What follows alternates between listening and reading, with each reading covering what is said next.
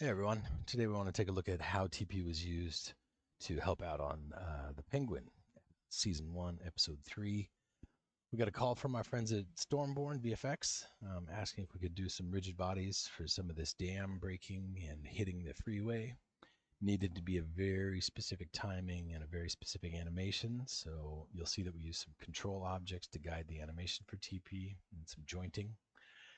We're very happy to contribute and get TP into this, and kudos to Stormborn for being able to work in our exports into their system, and we look forward to working with them in the future. We chose to use TP on this project primarily because of its flexibility and speed and the high quality RBDs that it can do. Not to mention just the overall control is so easy in TP once you know it, and the flexibility to work on multiple layers of caching, touch each particle's data.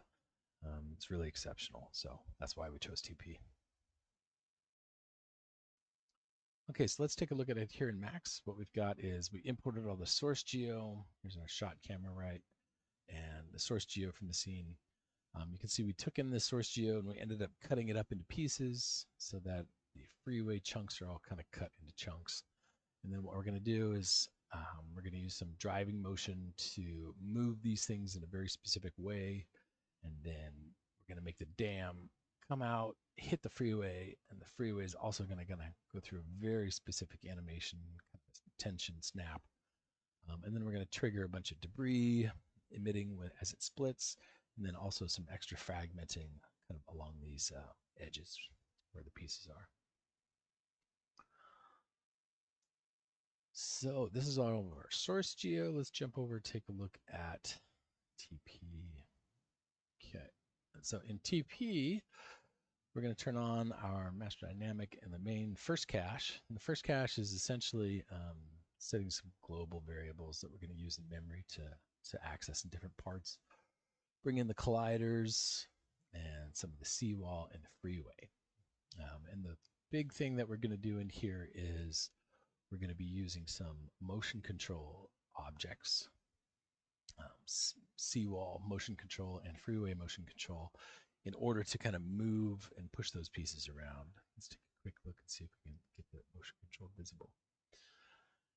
So here you can see the these two are the seawall motion control, and they are going to be pushing out and pulling in a certain direction, and then they kind of stop. Let's actually whip our camera around a little bit. So the seawall comes out, and these red boxes are the freeway. And so the freeway then gets pushed and then kind of pulls way open. And then they have also these green boxes here are going to be some motion control for the freeway signs that are going to fall down at very specific times. So that's kind of why they look like they're offset already. It's because they don't come into action until right there.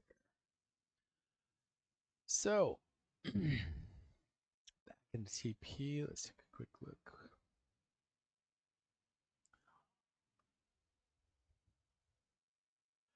And so, yeah. And then we've got some physics. We've got a bunch of jointing between certain pieces to kind of hold them together.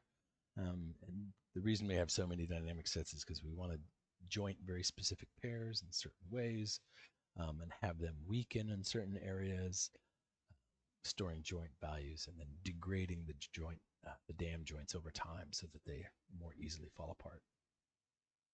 Okay, so from the shot camera, you can see that boom, that comes out here, and there again. Let's actually turn on those motion control pieces. Freeway motion control number 2, and seawall motion control number 2. So you can see that these guys end up getting pulled with those, smashes into this. Look at the freeway zone here as, so we've already got the rigid body dynamics playing a part, and then we're telling the pieces, the chunks who are inside of these red boxes or these blue boxes to get pulled and follow their animation, at least through a certain period of time. Rips open, this all comes out, right? And so we get all that. And let's go ahead and so we did this in layers, right? So we have one layer kind of for the base chunks and all the main geo.